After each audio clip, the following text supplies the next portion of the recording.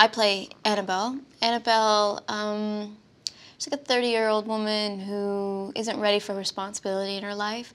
She plays, you know, bass in a punk band, and she's not ready to kind of move on to the adult phase of life. And she's totally in love with her boyfriend. At some point, her boyfriend gains custody of his nieces who had been left in the woods. No one knows how they survived and lived so long because they were babies when they were lost. And by Annabelle, I guess she unwillingly becomes their guardian. And you see throughout the film, she starts out as this, you know, somewhat selfish woman, and she kind of learns to put herself last by the end of the film, and she really learns to care for these girls who have been cared for by something else in the woods, and Annabelle and this creature rival for the girls' attention. Annabelle's the rival to the affections of the girls. I think Mama was perfectly fine with the girls being there as long as they loved her best. And once they discover that Annabelle is warm and, you know, like physically, like the temperature of Annabelle is warm, and there's something they can get from Annabelle that they could never get from Mama, you start to see their alliance start to shift.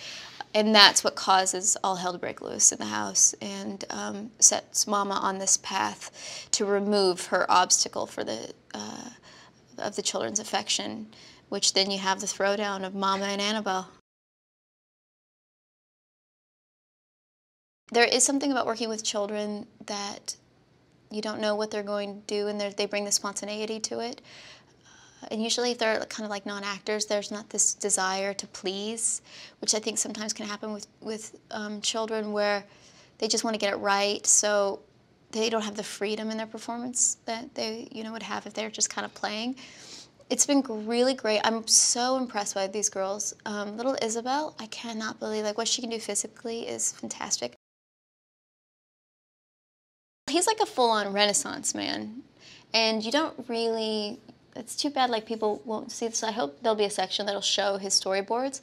He works all day, and then he like goes at home, he'll be up until 3 or 4 in the morning drawing the storyboards. He's really a very talented visual artist, and but then he's also a musician, and like he does everything, and it's really obnoxious because it makes you go like, I only act.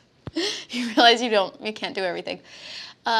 He's great to work with because he's really collaborative. I was a bit nervous. You know, I'd never done this genre before, and I was nervous I was going to be asked to do a lot of really silly things that didn't make sense, that wasn't authentic, and, you know, having to be acting against nothing.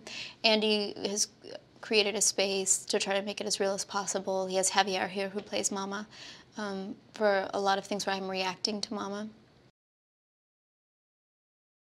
Guillermo is another really, really nice man, really passionate about this genre, and visually, like, just brilliant ideas.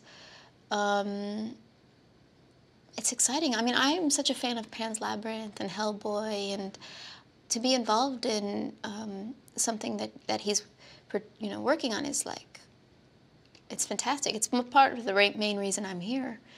And he's so intelligent, he's so insightful about the genre, and like, there are great performances in this genre, you know, Mia Farrow and Nicole Kidman from The Others, and Naomi Watts. There's like really great female performances, and he's really knowledgeable on kind of like the mythical aspect of what a monster or a ghost is.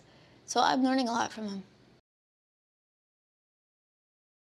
It's going to be the kind of film that the scares are really psychological, and it's a slow burn scare. But also it'll make you feel things because, I don't know, I approach every film like it's a drama. I approach it like they're real people, and I have, you know, great responsibility to portray them